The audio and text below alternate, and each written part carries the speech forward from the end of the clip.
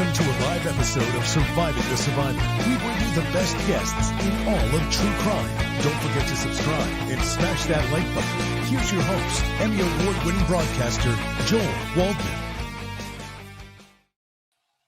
What's up, STS Nation, and welcome to another packed edition, information-packed edition of Surviving the Survivor, the podcast that promises to bring you the very best guests in all of true crime. Today, we are digging down deep into the latest with Sean Diddy Combs, how the star has fallen. I got to be honest, I got to check Google every 7 minutes here with this story to see what new has happened, because it literally is a story that evolves by the moment. I would say like the news cycle with Diddy is maybe 2 hours and then something else happens. But this past Monday, two men now, boys then, sued Sean Diddy Combs in the Supreme Court of New York County. And we're going to get into all of that in just a moment. I just realized I might get myself in trouble with one of our guests, Neama, here for my hat,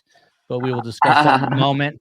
Best guest, though, is our Timothy Jansen. He has handled complex civil, administrative, and criminal litigation.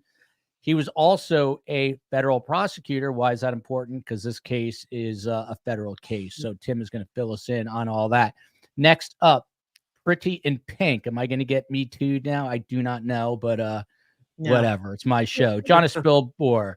She's a popular and outspoken attorney, a columnist, a legal analyst. She appears regularly on Fox News Channel, Fox Business Network, a million other places. She's got her own radio show. She's the real deal, and we love her here at STS. Last but not least, Neama Rahmani. He's a prestigious California personal injury attorney. He's the president and co-founder of West Coast Trial Lawyers. He graduated from UCLA at age 19. And Harvard Law School at 22. He's a smart guy. Neama, off the beaten path for 1 second. I was up in Orlando covering the Sarah Boone case, and there was it's the first time I've ever seen this. It was a personal injury attorney. I forget his name. And on his marquee out front says, name, personal injury, and in huge letters, Harvard Law grad. Do you have that same sign outside your office, Neama? I do not. Maybe I should. I like the former federal prosecutor more. Obviously, Harvard helps as well. But look, it's a competitive space. I sent that to Dave Arenberg, and he said he would never dare do that. And finally, Neama, I assume you're a Dodgers fan? Yes, big Dodgers fan. So you stole one last night. So good for the Yankees. Kept it respectable. We'll see what happens. Jonna, I assume you're rooting for my Yankees. I'm rooting, but I'm a Mets fan. My parents are Yankee fans. Yeah. Really? So I'm PO'd at the Dodgers. Here's a funny, very quick story before we get started. So my kid is now in T-ball, 5 years old, Judah Mac. And his teammate is really good. His name is Alvaro. And then I come to find out his dad is a New York Met, a current player. So his dad just showed up. He is Julio Iglesias, not Julio, Jose. I always say Julio. Let's think about Jose Iglesias, who is one of their better players. So cool to see that. It's cool. Woo. So obviously the Diddy story does not stop here. The latest news, Tim Jansen, this is your world. NBC News is the only one reporting this right now. They say that a federal grand jury in New York is hearing new evidence this week as part of this ongoing investigation into Sean Diddy Combs. An attorney named Ariel Mitchell Kidd, who is, I think, working on the case, said that a male client of hers is testifying before a grand jury in the Southern District of New York on Thursday. What does this mean, Tim Jansen?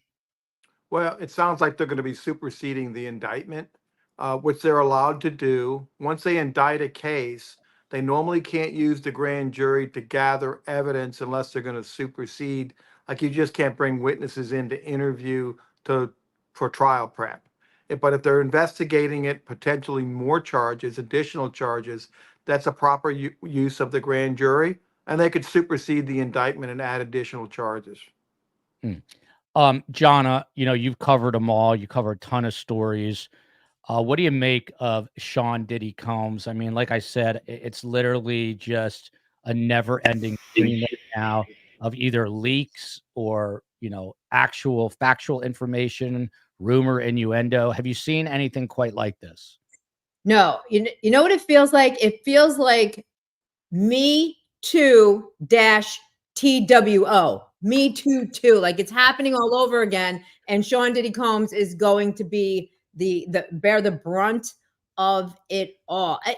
I'm not surprised. Like when we saw Me Too happen the first time, whenever there was a defendant like a Harvey Weinstein, for example, as soon as somebody comes forward, more and more people are emboldened to come forward. Sean Diddy Combs is just having, I don't know if when it's going to stop, right? His circle, his net was so wide. We don't know where it's going to end. But I will say, and we have an hour and a half together. I'm okay playing devil's advocate for this show. I'm not a fan of his. And if I can say this word, in my mind, he is a scumbag, not for the charges that he's facing or potentially will face. He's a scumbag because of what we witnessed him do to his girlfriend in the hallway of a hotel that none of us can unsee, that he has not been charged with. But that's part of the strategy here, because anybody who saw that video will not be able to unsee it. And some of those people might eventually be sitting in a jury box or 2 or 10 in the future for him. Jonna raised an interesting point. And I've been talking to some people who've been following the case really closely, and they're saying that a lot of sort of the speculative stuff and the rumors some of them are just not adding up. That does obviously not point to his innocence or guilt necessarily. But Neama, with a case like this, I mean, this is really already, he's already convicted with the key thrown away in the court of public opinion. If you're his attorneys, how do you overcome that? No matter what happens here, if there's a miracle and he gets off, I mean, his name is, forever stigmatized. But how do you deal with the flood of information if you're his attorneys? It's really hard, obviously you have the courtroom and you have the court of public opinion, and Diddy has completely lost the PR battle. And the reason he lost is because of Cassie Ventura. I mean, he lost in November when she was reportedly demanding $30 million. He's worth $1 billion, and he says, I'm only going to pay you $10 million. This is his girlfriend of more than a decade. Guess what? The statute of limitations is coming up in New York State. It opened it, and she has to file. She files a lawsuit, spills all the tea. He settles the next day. Well, maybe if he paid his girlfriend, he wouldn't be in this situation. That's one. Then he comes out and denies everything that she said. Deny. His homes are raided in March, LA and Miami homes. I live a mile away from him. Still denies it. Well, CNN gets a copy of that video from the Intercontinental Hotel, and it turns out that she's not lying and she's telling the truth. And guess what? He comes out and gives this sort of insincere apology on social media. So yeah, when you come and you shame the victims, that's exactly what's going to happen. Now, obviously, we're talking about well over 100 individuals that are going to file lawsuits, and it's just wave after wave. We're seeing it. I think Tony Busby and the plaintiff's lawyers have done a really good job on the PR side. They're staying ahead of the news cycle. This week, obviously, we're dealing with the election, but really this is big news. And the lawsuits are happening on Sunday night or Monday morning, right? So they're doing a good job of playing the media. They're bringing minors, they're bringing men. It's always a different set of victims, but they're telling the same story of physical and sexual violence. And maybe, look, 1 or 2 or 3 victims are lying, but a jury is not going to believe dozens of people who are telling the same story. And we've seen it time and time again. It can be an Epstein, it could be a Weinstein, it can be a Cosby, it doesn't matter. People that victimize individuals, sexual assault, sexual abuse, they usually have the same pattern in MO, and that's what we're seeing here. I want to get back to you about Tony Busby because you are a personal injury attorney, but Tim Jansen, kind of pull back the proverbial curtain. We just talked about this grand jury convening, and you're talking about a superseding indictment. First of all, what is a superseding indictment? What is going on? What actually goes on in a grand jury indictment? How does it work? Well, it's a very secretive process. The only people in the grand jury are the grand jurors. There's a foreman, there's a court reporter. the federal prosecutor. Those are the only persons that are allowed in the grand jury during the admittance of testimony or collecting evidence. So the proverbial you could indict a ham sandwich is pretty much a given. The worst grand jury for a prosecutor is the first week they get there. They actually ask questions. Prosecutors don't like grand jurors that ask questions. They like seasoned grand jurors. They come in, they say hello, they bring cookies, they eat their donuts, they look at the witnesses, and then they raise their hand to indict the individual. That's how the process normally works. Rarely is a defendant or a target, they're given an opportunity, rarely do they attend a grand jury. And when they do, they have to attend it without their lawyer. They're subject to questioning by the prosecutor and the grand jurors. So I currently have a case now while I inform the federal government my client will appear before the grand jury. It is not something you take lightly, but there's certain cases it's in your client's best interest. So if the government wants a superseding indictment, means they're adding charges, they're cleaning things up, they're cleaning the facts, making changes that the evidence supports. Superseding usually means it's a second indictment. It could be new charges, or they could change charges or dismiss some charges. Time is going to tell there. Jenny Allison here. My brother-in-law was on a grand jury for 6 months in Cook County, that's Chicago. He said, you see the most horrible things from humanity, a lot he cannot unsee. Gina Livingston, thank you for this. Had the pleasure of being on Sean Atwood's show. If you don't know his channel, it is much larger than ours. And he's a former inmate in the UK and does very interesting stuff over there. By the way, this Friday, it's not going to drop on Friday, but I'm going to be on Josh Ritter's Courtroom Confidential with more of a personal side of who I am and what we do and the COE and all that. So I'll let you know when that is going to drop. But Jonna, since you are offering to play devil's advocate here, no one's going to like this question, but what are the chances that Diddy here walks away, that he gets acquitted? I mean, to me, it would seem impossible because where there's smoke, there's fire, and it just seems like there's too much coming from too many different directions. But I mean, you make a good point. He's not being charged with the Cassie Ventura incident. So what are his chances of a possible acquittal if this even gets to trial? In real life, his chances, I think, are less than zero. And the reason this is what sucks for a criminal defense attorney, because so take Diddy, right? I'm sure his defense is, hey, all of these people over all of these years voluntarily showed up to my freak offs. Nobody had their hands tied behind their back unless they wanted their hands tied behind their back. Nobody was forced to drink. Nobody was forced to drug. This was all one big party all the time, and everybody was there willingly. That's going to be his defense. Now, as a criminal defense attorney, the problem with that is prove it. And I know what you're going to say. Well, he doesn't have to prove anything. Innocent to prove guilty. That's not how it works in these cases. You are not innocent until proven guilty. Technically, yes, but in reality, no. So in order for him to prevail, he would have to take the stand and try to disprove every single salacious, disgusting allegation against him. It is just not possible. And the prosecutors know this, and the personal injury attorneys know this. And that's why there is this pile on. And I doubt this case will ever actually go to trial because it is impossible to win. There are too many accusers, which is also, to play devil's advocate, and again, we'll talk more. What if every single person that showed up for all these freak offs was there voluntarily? What if that were the case? And you can set Cassie Ventura aside, though I can't, but maybe some people can. Then he is not guilty. But that'll never, I just don't see a jury ever buying it.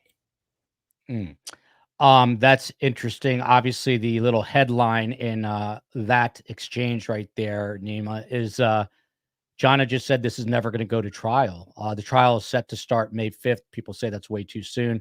Do you agree with her? Is it just a mountain too big to climb and they're going to try to work out some deal? But what would the feds offer? I would have to respectfully disagree. I think the case is going to go to trial, not because it's a good defense case. It's just because there's no deal to be had. The feds aren't going to offer anything that he's going to accept. He essentially has unlimited money, and he's beaten charges before. Obviously, very different case, state case, the J-Lo nightclub shooting case. But he's going to roll the dice because, look, let's just go through the law here. I think the reason we're seeing people before the grand jury, the superseding indictment, we're going to allege sex trafficking of minors. Why is that important? Because guess what?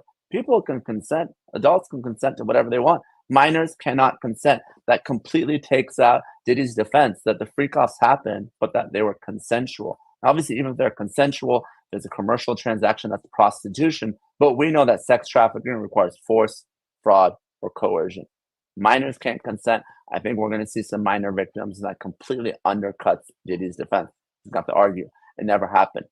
But when you're talking about sex trafficking of minors, you're talking about mandatory minimums, 10 or 15 years, depending on the age of the victim. You start adding it up. Essentially a life sentence in federal prison for someone like Diddy.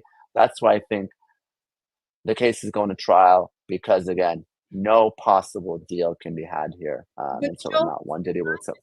Neama, I totally get what you're saying. If you don't mind if I jump in, and you're right. I completely get it. But what if the strategy is he's going to defend himself against the minor allegations so that he can cop a deal? Like, I think the AUSAs want him to pay good money. He's got good money. If they secure money for a lot of the victims, they will be willing to take a deal. And if there isn't enough proof on the minor side, he might stand a chance of fashioning something that gets him out of prison before he's, in a wheelchair.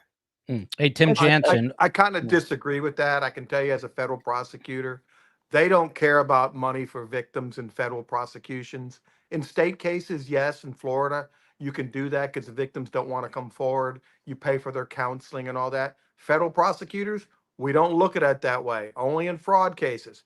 When there's sex trafficking, they are not going to consider a victim being paid off. I think he's right. I think you bring a minor that cannot consent, he's lost almost all of his defenses to the charges of those minors. Now, I think he's right. The only defense he has is the freak-offs. It was consensual. But I agree with you. You can't unsee that video in the hotel. That is going to be relevant. It is material to the case and to the organized crime and the violence. And you can't unsee that. And everybody who sees that is not going to believe anything he says. Yeah, by the way, that video's coming in. The statute of limitations is run in California, but under RICO, we know it's a 5-year statute. You can go back 10 years for a second predicate act. So it is going to be a RICO predicate act. It's absolutely coming in. Or obviously a 404B prior bad act. So that video's coming in evidence. Tim, someone wanted to know how to, I assume grand jurors get subpoenaed just like a regular juror. How do they pick the grand jurors? Someone wanted to. It's just like the regular grand jurors are like jurors. You get a summons in the mail and you get summoned to a grand jury. You're not and what happens, you serve usually a year, but they can extend it for 6 months. Depending on if there's an ongoing investigation that's taking years, they can be extended and they meet once a month. And wherever you live and practice, I can tell you when the federal grand jury meets in Tallahassee, Pensacola, and Panama City, because when your clients may be indicted, so they come once a month, they become very friendly, they get to know each other, and they just become a rubber stamp. And I hate to say that, but I can tell you when I appeared before grand juries, I hated a brand new grand jury because they actually thought that they were really involved in the process and that they were really going to investigate it. But they learned later on, they're there to ask questions and then raise hands. 12 of them raise their hand for an indictment. You get an indictment. Tim knows he was a federal prosecutor, and Mossberg mom, my new friend from Orlando covering the Sarah Boone trial. She is a how do I say this? She's like a powerful presence, Mossberg mom, and she takes over, and that's why her name is Moss, named after a gun. So she's got to be a powerful presence. The feds do not care how much money Diddy has. It's horrific crimes he's charged with. By the way, every once in a while, it hasn't happened for a little bit, but people will write, "Hey, you look so distracted. You're not paying attention. To which I take a great objection. I have an iPad here with notes and a monitor here to see the guests, and I put in a lot of work. So anybody who thinks I am not paying attention is categorically wrong. Thank you. Hey, Joel, can I add one thing Go I ahead, wanted to clarify? Yes. So the grand jury has about 18 people in there. You have to get like 12 to get an indictment. So you could have 5 jurors disagree. You don't have to it doesn't have to be unanimous. As long as you get a certain number, you get the indictment. And look at Abby Crossing's question, Tim, and I'm getting to Jonna. How often do they switch up who's on the grand jury? I didn't realize it was the same peeps every month, Tim. It's the same people, the same ones. They're usually for a year, but they can be extended up to 6 months. By the way, shout out also to Notorious Jules, who I was with in Orlando, is going through a little bit of a tough time with her health. So wishing her the best if she happens to be listening, and I will reach out to her via text to check on her. So, Jonna, it's being reported that the feds scooped up something like 9 terabytes of evidence from his 2 mansions. That's equivalent to basically what is in the Library of Congress. I mean, how on earth, he had cameras, it's been reported, in his bedrooms. How do you go through this? I mean, I get that the feds have basically unlimited resources, but they have 1,000 people working on this case. I mean, how are they doing this? They're going to have people volunteering to go through that video. Are you kidding me? Oh my God. Like, they're going to have more than enough free interns to do that for them. I mean, how salacious is that? So they'll go through it, but to an earlier point, I don't think they're going to get to go through it all in time to start a trial in May or March or whenever it is in 2025. So that's not, I think that's just really too soon. And again, from the defense, but look, the defense has to go through it too. And what are you going to be looking for? You're going to be looking for the presence of people. You're going to be looking for the dates. I guess you're going to be looking for a nitty gritty, like, does somebody appear to be in distress, unlawfully restrained? Like, there's a million different things you're going to have to call through as both a prosecutor and a defense attorney in this case. And, you're going to need a lot of cold showers afterwards, I suppose, based on what little we know so far. I can't imagine. Yeah. Talking about not being able to unsee what you see. Kind of on a serious note, that's going to be damaging to a lot of people's mental health, no doubt. From Purple Coconut, I love the name. So will Joel be going to New York to cover Diddy? There's a good chance. I mean, the issue with that is 2 things. I was media in New York for Fox locally there. There's going to be just the craziest crush of media you've ever seen. So even if I'm there, I'd be in an overflow room, which I don't have a problem with, but there are no cameras. But there's a good chance that I will go, with all that said, and cover this. So Neama, you're the personal injury attorney. There's a guy named Tony Busby out of Houston that's been bringing and filing suit after suit. And we'll get into the latest 2, which involve a 10-year-old boy and a 17-year-old boy who are now adults, but it happened in the mid-2000s, so they were juveniles back then. But Combs's defense team responded to Tony Busby, and I will read the response. The lawyer behind this lawsuit is interested in media attention rather than the truth, as is obvious from his constant press appearances and his 1-800 number. As we've said before, Mr. Combs cannot respond to every new publicity stunt, even in response to claims that are ridiculous or demonstrably false. Mr. Combs and his legal team have full confidence in the facts and the integrity of the judicial process. It goes on. It says he's never sexually assaulted or trafficked anyone, man or woman, adult or minor. I mean, it's a very pointed statement to Tony Busby. What's the deal with Tony Busby, do you think? Like, when I first saw him out there, I thought he does have good intentions. I learned that he's so wealthy that he was able to buy a tank, an army tank, which sits on his front lawn. But he's obviously, he's setting and teeing himself up to make a lot of money from some potential settlements. So, I mean, what's your take on Tony Busby? And are you jealous that it's not Neama Rahmani who's the personal injury attorney here? Well, I don't know Tony personally, and I don't have any of the cases against Diddy, but we have all the cases against Lizzo, most of the cases against Kanye, Jason Derulo. We sue celebrities all the time here in LA. So I'm, knee deep in the music world and going after folks. Look, when you are a plaintiff's lawyer, I mean, you're doing a couple things, right? First is trying to attract business, right? You can say, you went to Harvard Law School, or you can say that, I'm taking down one of the biggest entertainers of our generation. And that's how people find you. So there's a personal reason, a business reason he's doing this. But look, he wants to put maximum pressure on the defendant. And it doesn't matter what kind of case you're handling, right? If you're dealing with any type of mass tort or a case where there's a lot of people suing one defendant, you want to have the most clients, because guess what? When it comes time to settle, there's a settlement conference, there's a steering committee, or whatever it is, you're going to have the most leverage because the defendant's going to settle with Tony Busby first, as opposed to someone that has one or two clients. Now, the question is Diddy going to have any money by the time this is all said and done? We talked about his net worth being $1 billion.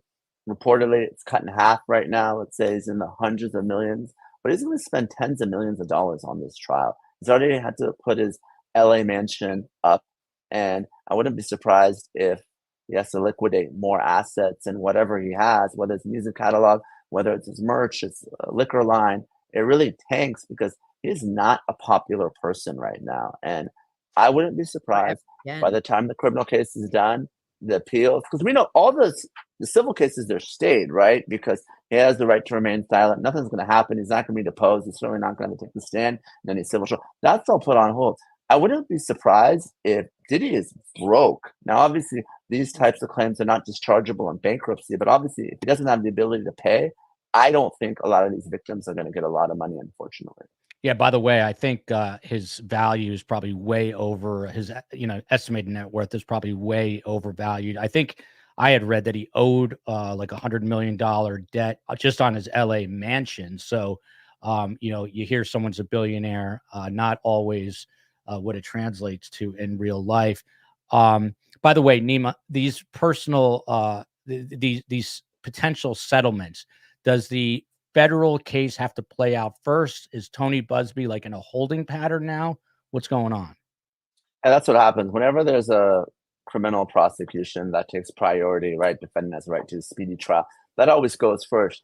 And because the defendant can't be deposed, because he can't be compelled to testify, it always stays the civil case. It's always put on hold. So oftentimes folks will even wait until the criminal case resolves because, one, nothing's going to happen in the civil case, and two, if there's a conviction, that can be very helpful evidence in the civil case. So even though the civil lawsuits are being filed, don't expect anything to happen anytime soon. There you heard it. That's interesting because we can circle back to it, but Tony Busby is obviously going to have to dole out his own money, and then we'll see what the end result is for him. And he's got all kinds of investigators on this working for him. But Tim Jansen from Annie K always has good questions. Tim, how does the state, this is really the federal government, not the state, handle this when witnesses keep turning up? Do they cut it off or add them during trial like a class action lawsuit? I mean, the tentacles on this, Tim, are ridiculous. Could go to the highest and most famous people on the kind of list of the Hollywood elite. How do they bring in, vet, talk to potential new witnesses? Well, you can guarantee they have a full team. They probably have a building with analysts going through the videos. They probably have someone at DOJ, probably number 2 in charge, monitoring and working with the U.S. attorney, determining where they're going to cut off charges. There's a lot of big names that are involved, and don't be naive to think that higher ups aren't watching what's happening, who's being charged. You want to know if the defense lawyers are going to bill this. If they're billing by the hour, they're going to watch every videotape 3 or 4 times, right? That's what you do. I don't, the prosecutors may or may not, but the defense lawyers have to, for obvious reasons. You got to look at everything. You got to come up with a defense. And they're billing by the hour. If they're not billing by the hour, then they really are fools, because this case could take a long time. I would estimate that he's going to be broke by the time that this trial, because once you go to jail and you're in jail, the people that owed you money aren't paying you, and the business people that are supposed to pay you aren't paying you, and his name is trash right now, and they're probably liquidating assets and trying to funnel all their money to this defense, which the government has unlimited resources. They could outplay everybody, Cynthia Sweeney, we need Joel in February to cover the Stephon Stearns case with regarding Maddie Soto, the young 13-year-old who was murdered. I'm definitely going to that, and this trial is not happening anytime soon. John, I'm getting back to you, but Tim, you're talking about there's a part of a building where they're doing this. How do you I'm always curious about behind the scenes stuff. How do you coordinate this? You got X amount of federal prosecutors, X amount of federal investigators, X amount of how do you cull all that information and bring it together? I mean, it's like a monstrosity of a job. Now, if you ever saw the movie about the Boston bombing, I don't know if you ever saw that movie. Did you see they bought a whole warehouse? They pieced all the evidence together. They brought it together. They brought analysts all in. They brought experts in. They took over. This is not being done out of DC, some little cubicles, okay? After that search warrant, they probably located a building the government owns, and they set up shop. And they got lawyers and investigators, FBI, on this case only. This is the only case they're working. They have analysts only working on this case. So they could have 50 lawyers working on this case. They could have 200 agents working on this case, and unlimited analysts on this case. Neema, I got to go back to you because everyone's asking, what's the deal with Lizzo and Kanye? What can you divulge? Sure. So I'll start with Lizzo. We represent her dancers that she discriminated against, fired, fat shamed. It's an employment case that we're handling against Lizzo. Got a lot of press. Kanye, we have 5 different cases against him. 3 of those relate to the Donda Academy. That's the school he founded. So the principal, teachers there that, would complain because the kids are sitting on the floor, only allowed to eat sushi. He doesn't believe in windows, exposed electrical wiring. It's real dangerous stuff. They complain. They're terminated. We're representing the employee, security guard contractor from his Malibu mansion that he turned into a bunker, essentially. Just sold that. Fired him, wrongfully terminated him, didn't pay him what he was owed. And then lastly, the most recent case, his investigator, his fixer, who was hired to trail Kim and Bianca. Just real crazy stuff. You gotta look at the allegations in the complaint. But Kanye, Lizzo, they have a bad reputation in the music industry for how they treat their employees. So these are employment cases that we're handling on their behalf. Interesting. And Kanye's name's getting dragged into this a little bit, which we'll circle back to. Have you had to depose either of them? In the Lizzo case, that case is on appeal. Haven't had a chance to depose her yet. Kanye, he's gone through a bunch of lawyers. They dropped him because obviously the anti-Semitic comments, and I don't think he's paying his lawyers. So actually, we had his deposition scheduled for last week. He didn't show, so we are going to compel his testimony. Fun stuff with Kanye West. Wow. Did Lizzo lose? Did she appeal, or did you guys lose? Who's appealing? So she's appealing. She filed an anti-slap motion, which under California law, she's saying that everything she did was protected by the First Amendment. It was all artistic expression. Interesting argument, to say the least. The judge more or less denied the motion with this, except to a couple causes of action. So she appealed that. It's subject to a mandatory appeal. So now it's working its way through the California Court of Appeal. This is why we have the best guests in true crime. You're not just getting a panel. You're getting the guys that are actually working to defend people against Lizzo and Kanye. And Kanye, as I said, could be dragged into this mess. Tell you one thing, the more I hear about this, the less I want to be a Hollywood celebrity / big music industry star. So good thing that's never going to happen for me. It sounds like an absolute nightmare of a life. Jonna, to you, and then I want to get into some of these cases, but I'm kind of going step by step here. Cassie Ventura, obviously horrific video from 2016. What is going on with her and federal prosecutors? Are they leaning on her for information? It's got to be a strange predicament for her. She's got a lawyer up too, I'm sure, but how is she being factored into the federal case? Well, strange predicament for her if she bears any criminal culpability on the stuff that he's been charged with. But if not, she's going to be a great source of information for the prosecutors. You would think, she was there, and she doesn't have any allegiance, nor should she, to Diddy for obvious reasons. So I don't know. I mean, I haven't heard anything that she could get sucked in on the south side of the V on the criminal caption. So I think she's going to be an asset to the prosecutors. But you guys might, if you heard something else, please by all means let me know. No, I mean I never to be honest even thought of her as being like criminally responsible, but I guess perhaps there would be a small chance. But I just look at her as a victim, and we're going to obviously see how all of this plays out. I mean, there's been so many leaks, but yet there's so little that we know. Cynthia Sweezy here. This is a Tim question. If convicted, Tim, can the government seize all his funds and assets, even if owned by a different party, such as a child or his mother? It has been said that, he was at least smart about, putting his money in trusts under the kids' names and or his mother's names.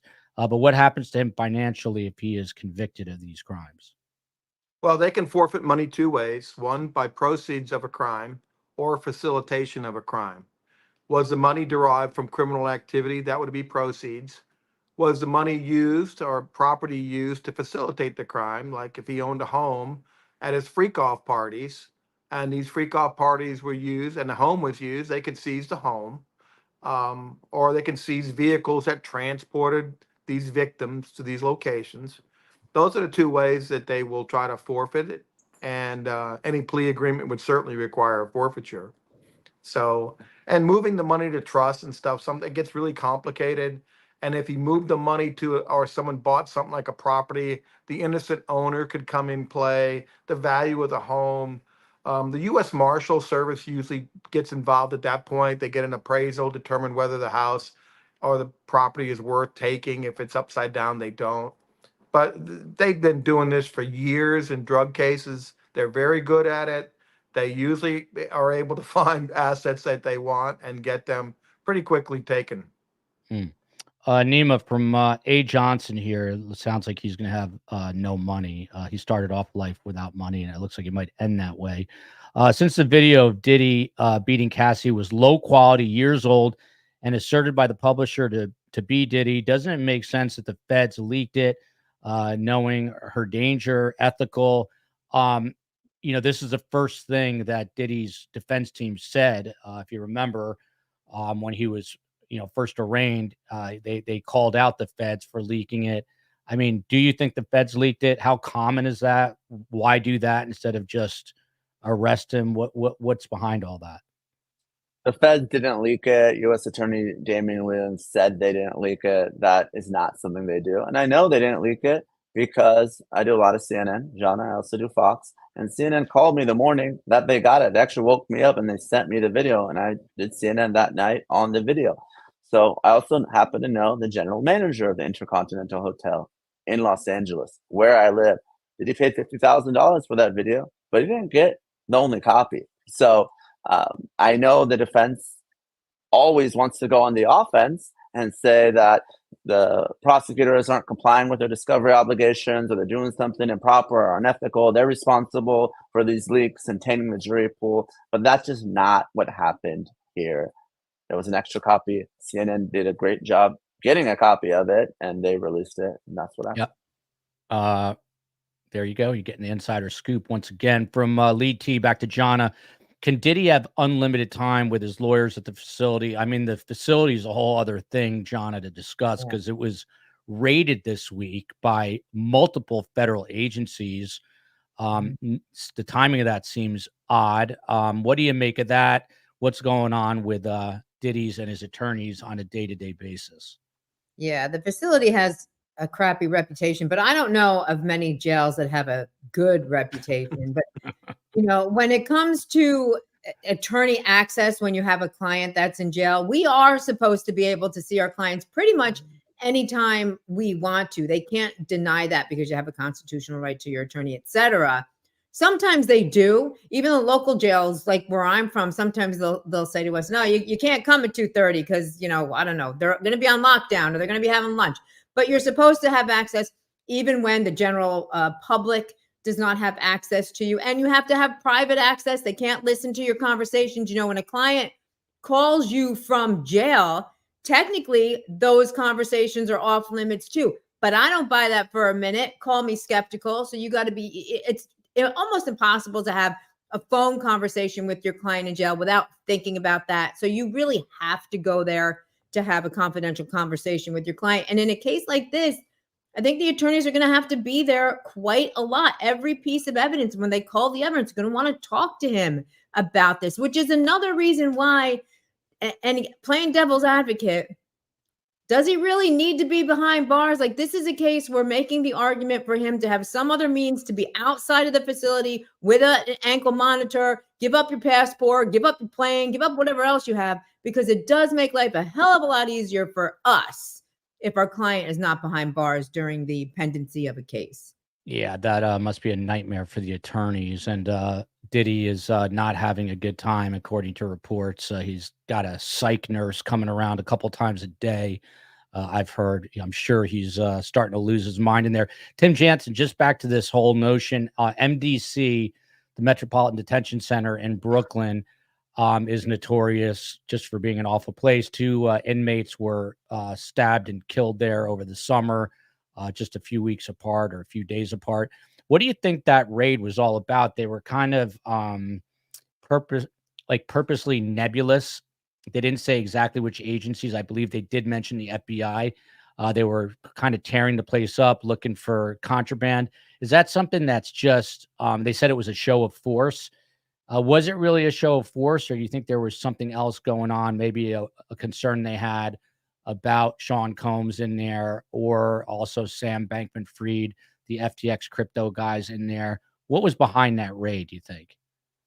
Well, we're just guessing, right? So just think of you're got federal prisoners in there. Some are housed waiting for trial and sentencing. What do they all want? They all want a deal. They all want to get their sentence reduced. They call it hopping on the bus for a 5K1, right? Anybody that has had access to P. Diddy, anybody that hears anything is going to call their lawyer. Their lawyer is going to call the prosecutors. Hey, P. Diddy's doing this. P. Diddy's doing that. The government gets enough of that information. They say, okay, we're going to go in and see if this is true or not. We're going to do a raid, and we're going to raid his bunker. We're going to raid his cell, see what's going on. They also could be doing it for security reasons, to make an impact, to go in and see what's going on. He doesn't have a knife, a shank, or a guard didn't give him something. He's so high profile. His tentacles reach out so far. You can't say that a guard can't be compromised, right? He allegedly was violent towards some of these people. They have ways to get drugs inside, phones inside, anything they want, they can get in these prisons. Guards tell me all the time, we can't keep it out. They're prosecuting guards all the time. So yeah, I mean, it's obviously a huge problem.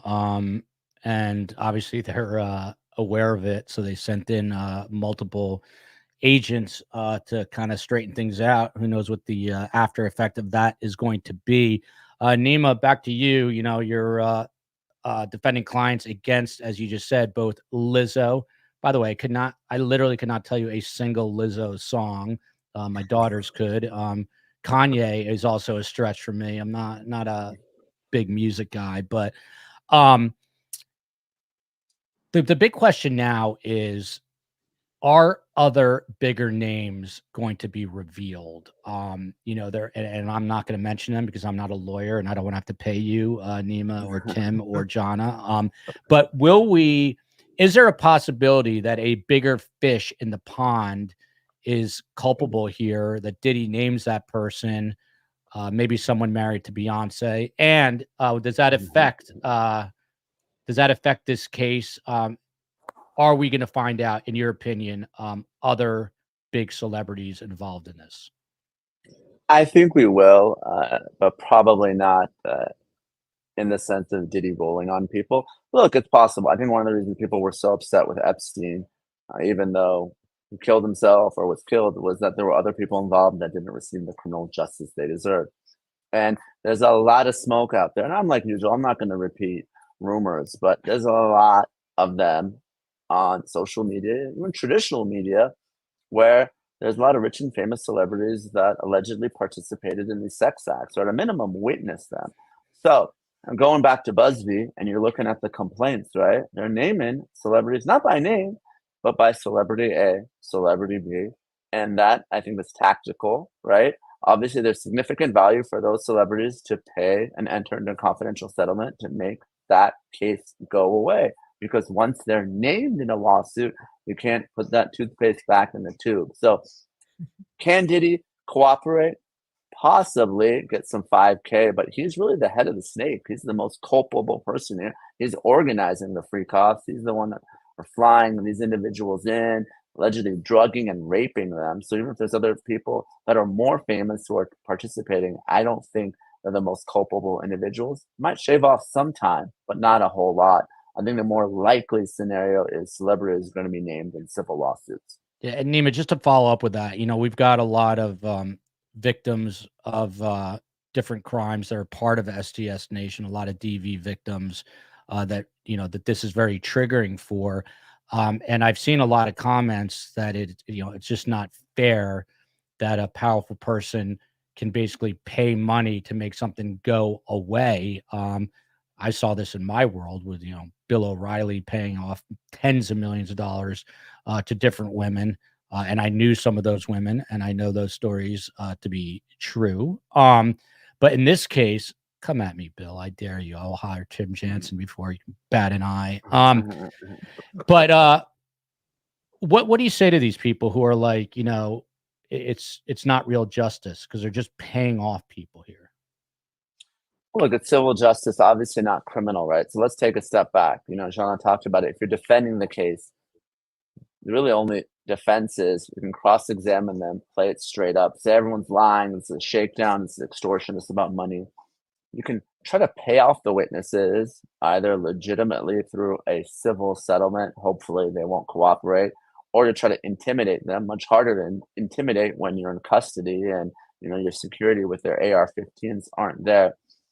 But when you're talking about civil lawsuits, that's really the only justice that we have. Obviously, I wish as a civil plaintiff's attorney that all the perpetrators would be prosecuted, but prosecutors, they're not going to prosecute cases unless they have a made hand, a bulletproof case, something ironclad. They got to prove their case beyond a reasonable doubt unanimously to 12 out of 12 jurors. They're not going to take a case where they have any doubt that they can get it across the finish line. So that's what civil justice is for. Certainly not the same as criminal justice. I can tell you that almost all my clients would rather not take a cent and have their perpetrator go to jail. It's just not how our system is set up. It just doesn't work that way. So unfortunately, when there is no criminal justice, civil justice and these lawsuits have to fill in the gap. And really, all you can get is money. Yeah, that makes a lot of sense. But it's kind of disturbing at the same time that that's the way the system works. But that is apparently the best system that there is. Phantom 6000, friend of mine, friend of the show, with a super chat here.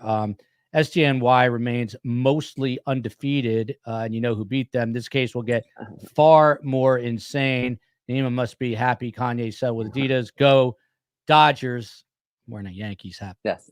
Sam, so be careful there. Neama, do you care to react to that comment real quick? Look, SDNY, really the most prestigious, the best prosecutors in the entire country. They don't mess around. They know what they're doing. Look, and they're very surgical.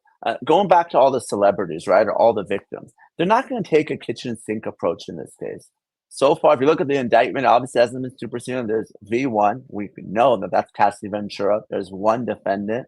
That's John Diddy Combs.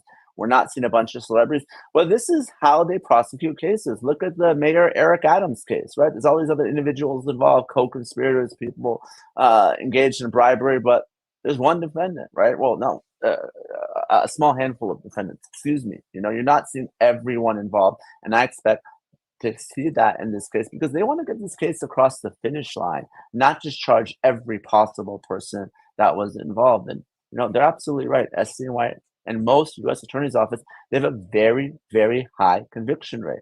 Why? Because they have the luxury of waiting to go to the grand jury when they have all the evidence they need, because they know someone like Diddy may try to jam them up, may not waive time, may insist on a speedy trial. Now, we don't know. The trial is actually going to happen in May 5th, 2025, but if Diddy's lawyers insist on it, there's no superseding indictment, prosecutors are going to have to be ready, and I think they are ready to get this case to where it needs to be and get the conviction. Interesting. Melissa Navone, Tim, to you, if Diddy had paid Cassie before she filed her lawsuit, and Neama mentioned this, would we be here today? What do you think, Tim? Well, somebody at that hotel could have gotten it, could have leaked it.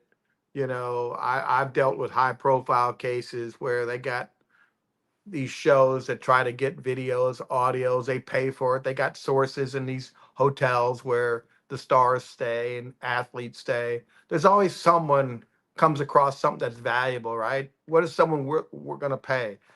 I think it probably would have leaked out anyway.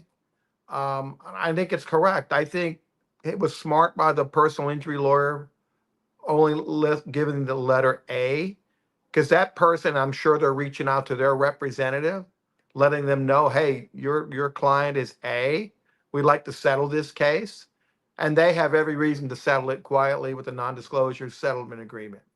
They don't want to be labeled. They're hoping that they never get labeled. That's where the money's going to come from. It's not going to come from P. Diddy. P. Diddy's going to go through the criminal justice system.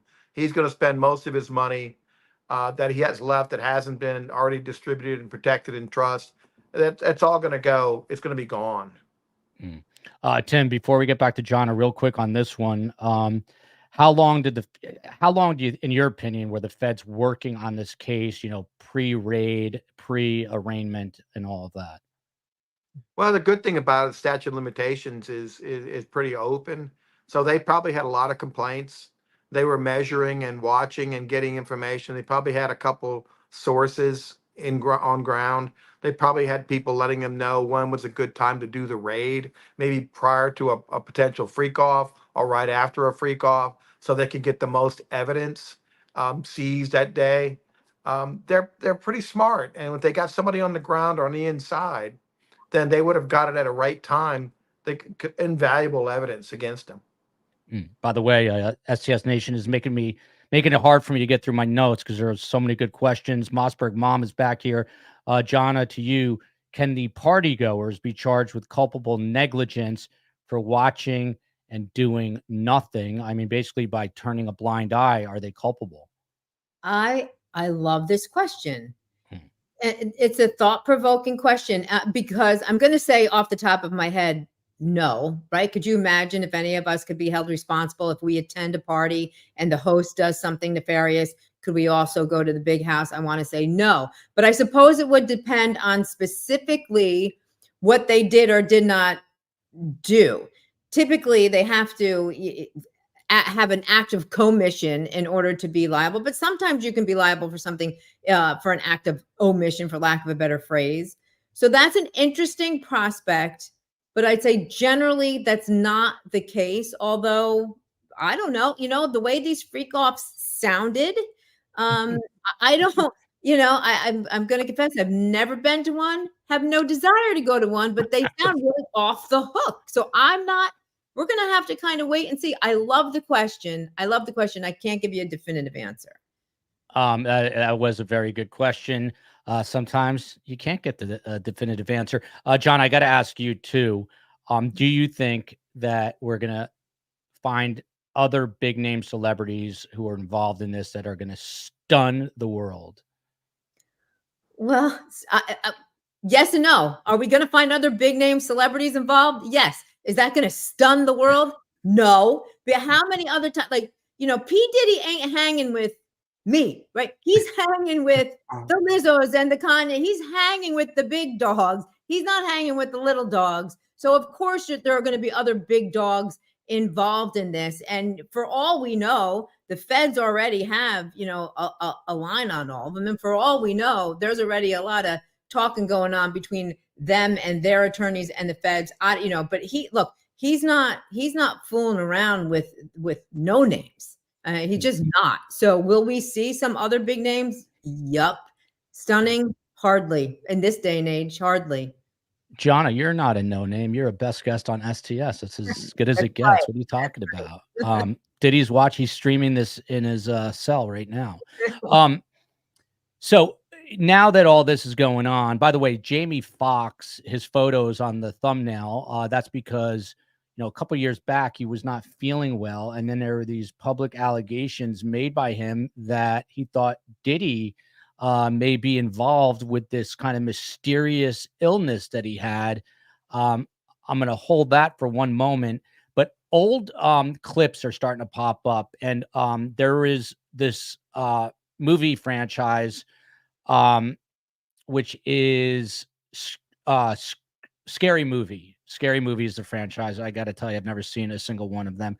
But in Scary Movie, in one of them, there's a direct quote here from two of the actors. If you know them, it'll make a lot more sense than it did to me. My friend Sean had a pool party this summer. You know, Puff Daddy, Brenda says to Cindy in the clip. Anyway, everyone was drinking Cristal champagne, and then it started to get wild, and people was getting freaky in the pool and stuff. It goes on. I look over there, and there was your girl getting buck wild in the jacuzzi with a backup dancer. I mean, that's nasty. That's lower than the security guard. At least security can get you backstage. She don't love herself. These are all direct quotes. The Wayans brothers created this. Neama, I have 1,000 questions off of this, but number one, what do you make of that Jamie Foxx news? And number two, there are a lot of these clips coming out that now in retrospect seem like people were not crying for help, but making it sort of publicly known that this was going on, but no one seemed to catch on because no one knew at that point. But what about Jamie first? Yeah. I mean, just generally speaking, this was one of the worst kept secrets in Hollywood, right? Diddy's parties and what goes on there. You know, with respect to Jamie Foxx's allegations, it's tough to say. I mean, people have been talking about Diddy for years. I think probably the best person to talk to that seems to have all the information is Cat Williams. I would go to him first because he seems to know everything, right? Yeah. Jamie obviously had this health scare, did raise some allegations. As far as Scary Movie, I represented, didn't sue Carmen Electra. I think she was in that movie. So maybe I'll ask her if she kind of heard anything about this or not. But, you know, I can tell you that I'm not a celebrity, but I'm celebrity adjacent maybe. And I've been hearing about this for years. Now, the fact that we're talking about a prosecution, look, we know that sexual assault is one of the most underreported crimes, right? And it's rarely, if ever, you know, prosecuted to the point where the perpetrators are brought to justice, anywhere from, you know, 5 to 10%, depending on different statistics. So if you asked me if this was happening, I'd say, yeah. But a year ago, if I ever thought that Diddy would be indicted and prosecuted, I'd say absolutely not. This is something that's so rare, right? We've seen it obviously with R. Kelly, before that, Michael Jackson, but you know, for a celebrity in the music industry of this stature to actually be charged, it's really unheard of until now. Well, Neama, I'll make this plea to you. If any of your celebrity adjacent friends want a platform, they are always welcome on here. I will host Carmen Electra, whoever else. If you depose Lizzo, let her know. The stage is open to her. Tim Jansen, I was actually going to ask Jonna this, but I'll go to you. These powerful people that we're talking about, you just heard Neama say that he's really surprised that a person of Diddy's fame and stature was indicted for all of this. How powerful are the powerful people? The upper echelons of celebrity, the music industry. How much power do they really wield? I'm thinking obviously of Jeffrey Epstein, and he was by all accounts involved with world leaders. These aren't world leaders. These are, the tops in their industry. So what, in your opinion, is the power that they can wield to fend off stuff like this? Well, celebrity status is one power. Getting invited to the parties is another. Being in his products, his shows or movies or videos, those are all powerful aphrodisiacs for young people, young women. They all want to be part of the scene. They all want to, young model wants to be discovered. So they're vulnerable, right? You put them in a room with some celebrity stars and they're starstruck. Give them some alcohol, promise them the world. Next thing you know, they're in a room, drugged, alcohol's involved, and they have no escape. I'm not sure. I'm not saying that happened. I think that's what the allegations are. I think this is nothing new to Hollywood. I think this happened in Hollywood back when Alfred Hitchcock was making movies, right? He wasn't the most attractive man, but he certainly liked the young starlets, and there was rumors about him acting inappropriately. And if you wanted to be in a movie, you had to hook up with Alfred, right? Mhm. That has to be displeasing to a beautiful 21-year-old, 25-year-old woman. And it's gone on to other people, other actors, other directors. It's sad, but powerful people wield power. And that's what happens. People want to become a part of that venue, and they're willing and they do things and they get compromised. Yeah, that's a great point, Tim. I don't know which is more disturbing, Alfred Hitchcock or Harvey Weinstein. But it's a very, very close tie right there. From Bichon Mama, Steve Cohen, if you're listening, please have Cat Williams on your show. I think Steve reached out to him, but we will definitely reach out. Let's just digress here for one moment. Again, from Mossberg Mom, my Orlando friend, regarding Epstein. Does the panel, Tim, I'm going to throw this back to you, have any opinions of why no one on the Epstein list were charged? You were the former federal prosecutor. How come that just sort of quietly went away, Tim? Well, it did go quietly one away, didn't it? He actually committed suicide in a facility that had cameras and guards watching him. The cameras didn't work and the guards fell asleep. How coincidental is that? His co-conspirator, Ghislaine, she's in my hometown at a federal prison here teaching etiquette. She didn't flip. It's just crazy. It's funny how everything is always smoothed out, right? And everything's clean. It's like a hotel room. It's all clean for the next guest. And it's funny how that works. Here's another one. Steve Cohen, you're a busy man. Joel, maybe you can bring Stephen A. Smith on your show.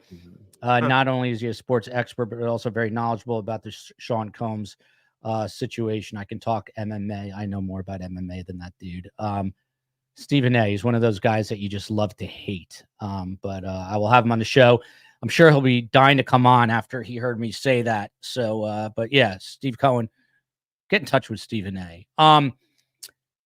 Jonna, we're getting on to a couple of disturbing lawsuits here, and then Tim's got to go, and we'll probably wrap up in about 10 minutes. So bear with us, but we got this amazing panel. So 2 more lawsuits, Jonna, were filed, and this can be triggering again. Were filed by Tony Busby this past Monday.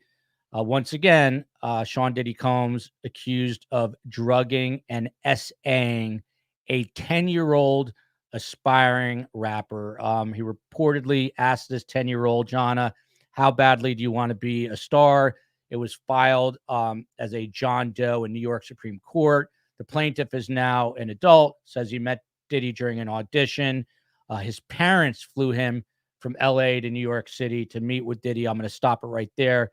I mean, the first question is, why the hell are parents doing this, Jonna? Why are they sending, they obviously didn't know at the time, but he told his parents and they still did nothing after the fact because they were too afraid of him. But how do you get around this if you're Diddy? I mean, it's just unfathomable. A 10-year-old boy. Yeah, I know. And that's really sad and it's horrible. And again, his defense, however, is going to be the same as it is with the adults. And his defense is going to be everybody's lying except me. That's what his defense is going to be. And I don't know what type of evidence prosecutors, or well, in this case, it's a civil suit. I don't know what type of evidence there is going to be other than the word of a now adult, then child, versus the word of somebody who we've seen beating the crap out of his girlfriend in a hotel, against the word of somebody who's being charged with numerous crimes and who's sitting in jail right now, who's high powered, and not well respected or respected at all. So does part of the success of a civil lawsuit with heinous allegations hinge on those other facts almost as much, if not more, than the actual presentation of proof? And you got to remember, in a civil case, the burden of proof is much, much lower than in a criminal case. So it's horrible and it's disgusting and nobody wants to hear about it, but I don't think the defense will change much based on who the victim is and whether it's civil or a criminal accuser. Interesting. I'm going to get back to that in a moment, but this question is sort of interesting. I'm going to rephrase it for Neama here. When, not do, but when would the feds have reason to go after known celebrities that are proven to have attended the freak off parties? Let's say they have a long list right now. What is the process before they would potentially, lean on them, indict them, try to get them to flip on someone? How does all that play out? Well, there's three categories of people, right? There are the people that are working directly for Combs. Probably top of that list is Christina Joram, his right-hand woman, her chief of staff. That's someone they're absolutely leaning on. Now, setting aside anyone that works for Diddy, so not an employee, not part of his entourage. You're talking about celebrities. Well, there's two possibilities there. People that participated in the sex acts, they absolutely should be charged, especially if they raped a minor, no question. If someone's a witness, then obviously you might want them to show up and testify as to what they saw. Probably a lot less important than someone who actually participated. And one really critical thing about this case, and we kind of touched upon it a little bit, but it's very important to know. And if you believe Cassie Ventura, and I do, Diddy recorded these sex acts, both for his personal sexual pleasure, but to maintain control over the participants. So when we're talking about the terabytes of data, there's going to be a treasure trove of video evidence here. And people can lie, witnesses can lie, even victims can lie. Defendants obviously lie all the time, but video doesn't lie. So that's why I think this is going to be a very, very easy case to prove. And one last thing, just because I know folks were asking about the different cases, we have a trial coming up against Soulja Boy. We have a case against Megan Thee Stallion. We have a case against Takeoff, who killed. I mean, there's a lot of celebrity cases. I will give the people what they want. There's a lot going on here in Hollywood. So even though I don't have the Kanye and Lizzo depositions for you, there will be other cases against celebrities in Hollywood. So folks that are watching, I'll make sure to come back and give updates on those cases. That's awesome. And Neama, do you have security? Because you need to get some if you don't. Well, when I was a AUSA, former federal prosecutor, I put more than 1,000 people in federal prison. I did primarily drug cartel, drug human trafficking cases. So if they didn't get me then, I think I'm going to be okay. But if I do disappear, you guys know who the main suspects are. Yeah, we know exactly what happened. From Lee T here, Jonna. Have you ever been involved in a case with any similarities at all with this case? Interesting question. This is a once in a lifetime probably, but what is your response? Anything remotely close? Without too much detail, I will say, and the reason why I never comment when anybody brings up Epstein and Maxwell, I was involved behind the scenes in that case. So that's why you don't hear me talk much about it. There you go. Once again, why we have the best guests in all of true crime, Tim Jansen. Neama was just talking to him about Diddy's right-hand woman, the chief of staff. What about witness protection? I've heard that some of these people already been placed into witness protection. When does that happen? Who does it happen for, Tim? Well, I can tell you it does happen, and it has to be a big enough case that witness has to be a big enough witness for the state or the government. I can recall when I had witnesses who were in witness protection going to a grand jury, and the guy with the FBI, well, actually with the Marshal Service, he says, I'll give you a 4-hour window when that witness is going to appear. Between 12 and 5, that witness will be here for your grand jury. And they got there and they didn't tell me, and I got them for like a couple hours, and that was it. They're gone. This kind of case with the tentacles and power that's involved, a person that is significant, it's just like a mob case, right? People can reach people. If this person is that big, it's going to leak out that this person's cooperating. They're going to put the heat on this person. His right-hand person is going to be the top of the list to get to cooperate, because they or she could be looking at the same kind of time period as him. You ask, like, what do these witnesses do that can make them or these people who went to the freak offs? And I think there was a movie with Jodie Foster, I think you remember, called The Accused, right? You had people in the bar that didn't actually rape her, but they were inciting it. They were going frat boy, frat boy. That kind of actions could make you responsible and involved. Now, if you gave a drink to someone or you invited a minor and you knew it was going to happen, you could be culpable. But if you're just there and you're witnessing and you see someone that looks young and you've got bodyguards with guns around, you probably are not going to be held responsible that you could do something. Phantom 6000 is back. By the way, he is an attorney. I think I can say that. He says that Neama is correct. Heard of twisted events at his parties and videos for years here in LA. And personally, our kids went to school together. Diddy was always a putz, and Jonna is no dog. I have to agree with that. Back to this lawsuit that was filed on Monday. John, I'm going to come back to you on this one. So he allegedly said that Sean Diddy Combs said he would make him a star, wanted to know how badly he wanted it.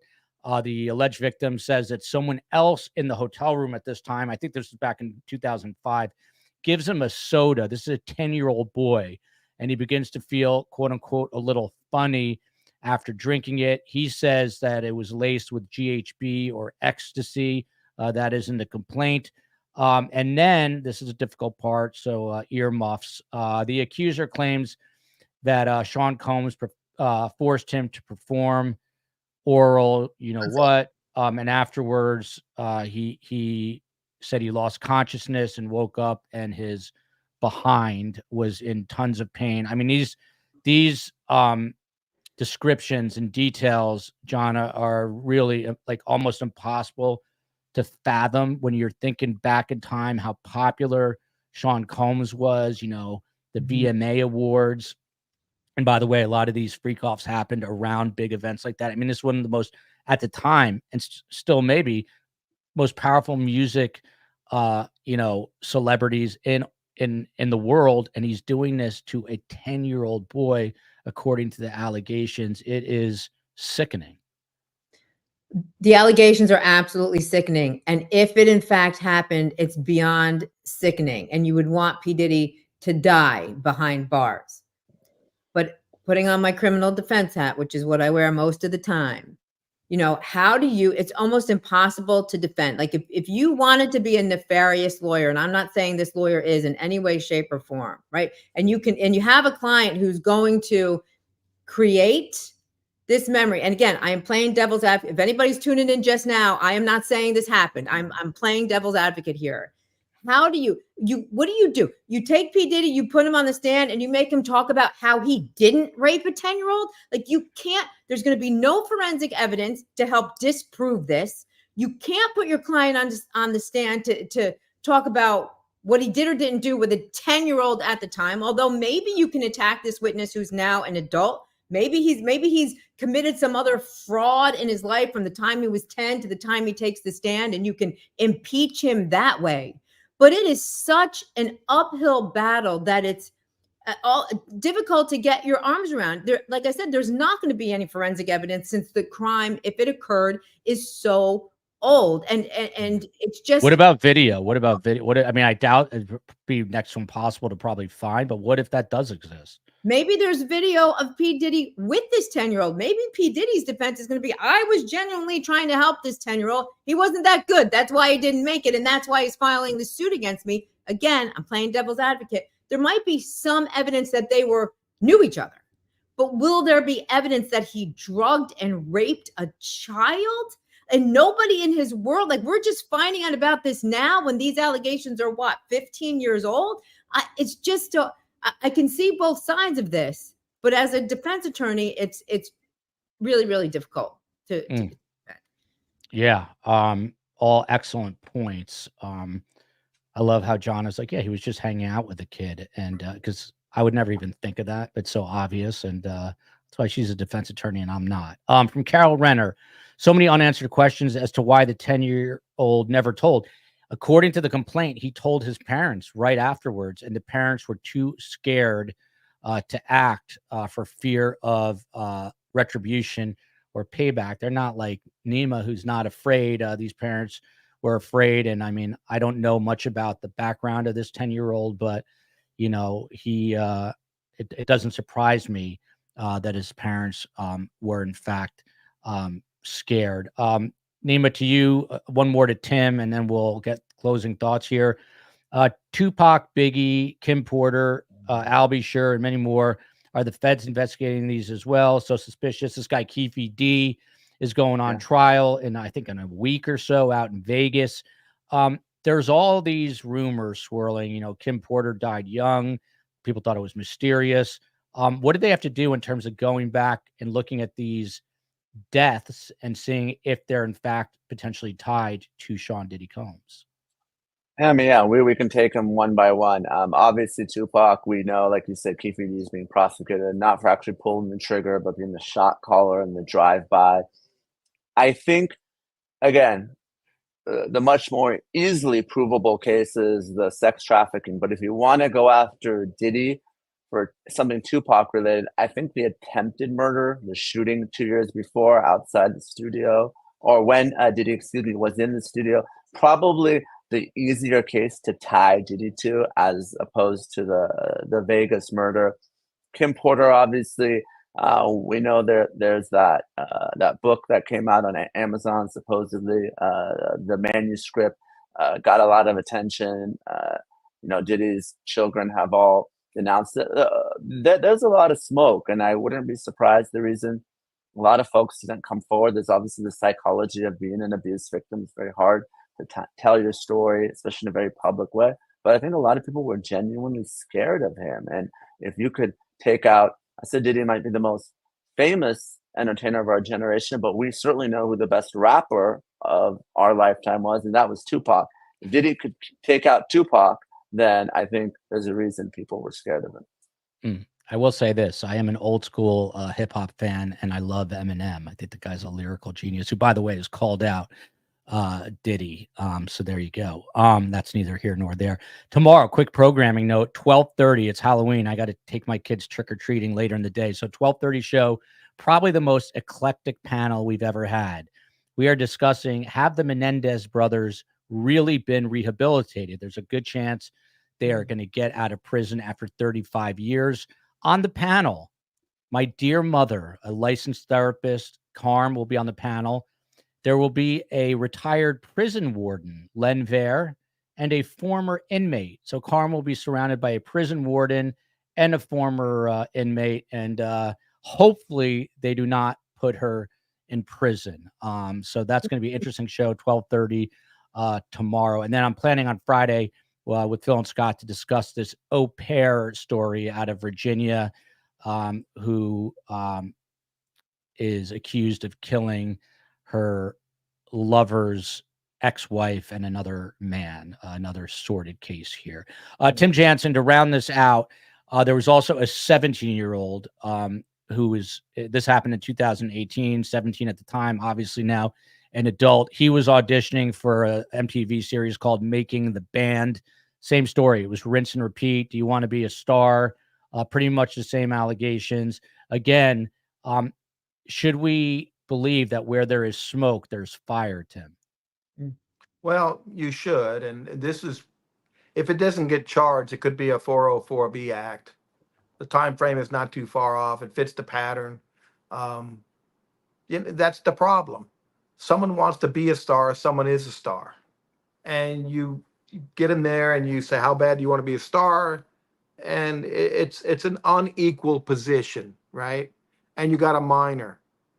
And you mentioned the 10-year-old and the parents don't want to, they're helpless. They probably feel terrible. And they are powerless to go against this person. And they've heard things that can happen. So this is every reason why the Department of Justice should take this case if the allegations are true. If it's true, only the U.S. Attorney's Office could bring this case, because that battery case that was clear in the elevator, he was never charged. Why was he never charged with that domestic battery, serious battery, in that hotel room or that in the lobby? I don't know of any reason why he was not arrested and charged. That's a good question, an open-ended question. We will get final thoughts now. Huge thanks to Neama Rahmani, who is sort of connected to celebrities out there in Los Angeles. Obviously a brilliant mind, graduating UCLA at 19, Harvard Law School at 22, a federal prosecutor. You heard him say he put away a couple thousand people as a federal prosecutor, and now a personal injury attorney. Your final thoughts on this, Neama? Where are we headed next here? I think we're really headed to trial. And I mean, this case really has it all: the celebrity factors, sex, drugs, violence. I mean, it's terrible, right? You're talking about minors. I think it's just going to get bigger and bigger. The only reason it hasn't gotten the coverage this week is because we're dealing with the election.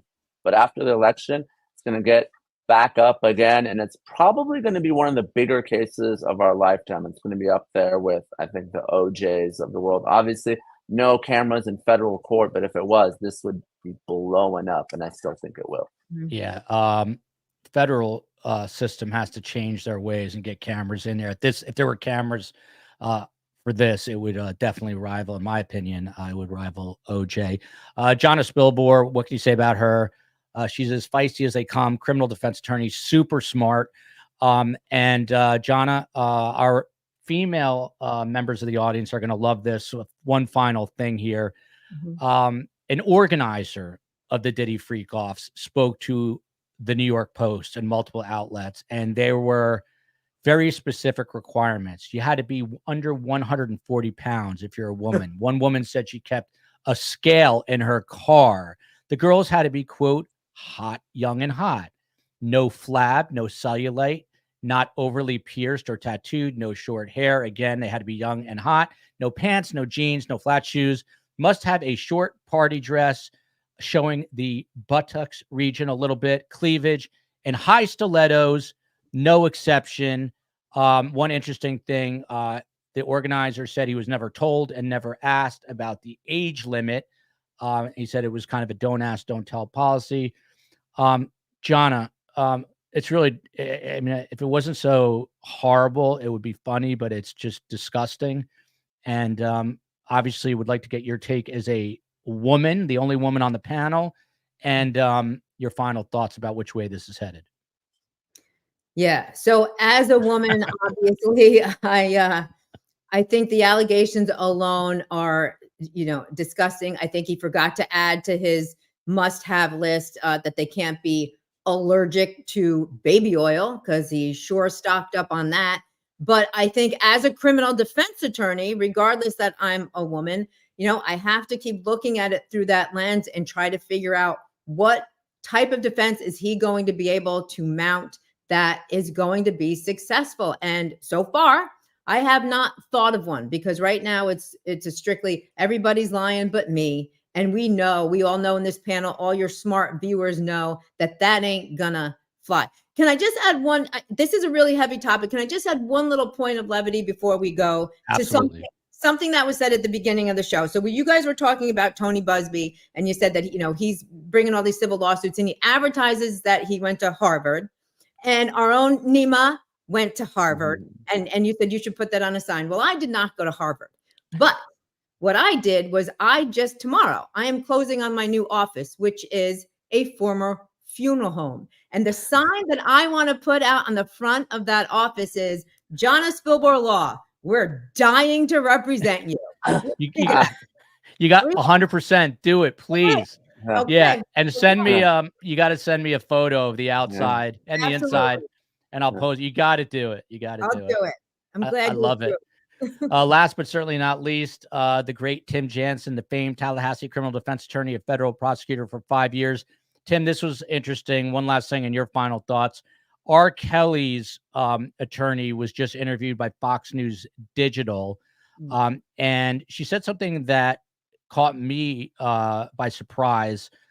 She said that R. Kelly's defense, Tim, only got to see the prosecution's evidence on the day of the trial, with Combs likely to face the same scenario. What does that even mean? I thought they had a turnover discovery. Is it different with the feds? And by the way, she says, unlike R. Kelly, big names are going to drop here. This is according to her. But Tim, why finding out on the day of the trial?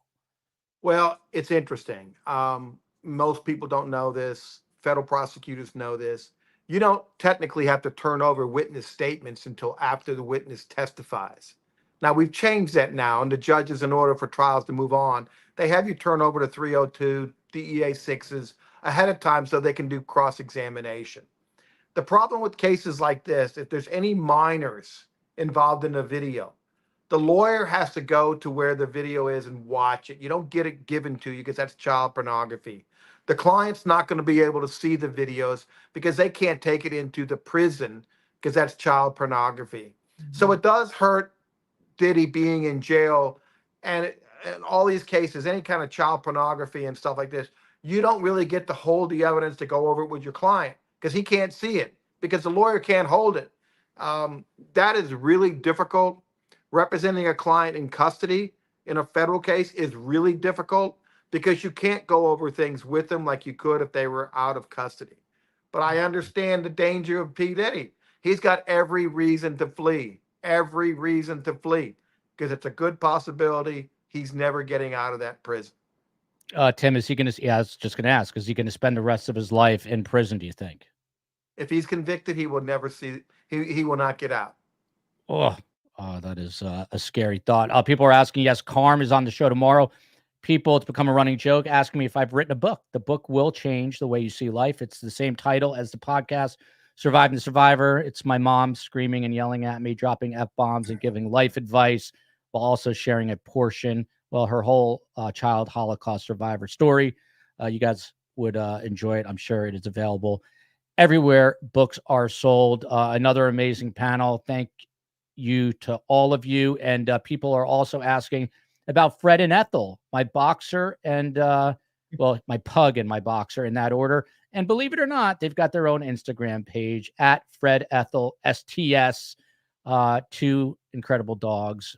So if you're bored and want to see cute pictures after hearing horrible stories, it's Fred Ethel STS. We'll see you tomorrow. Thanks to the guests.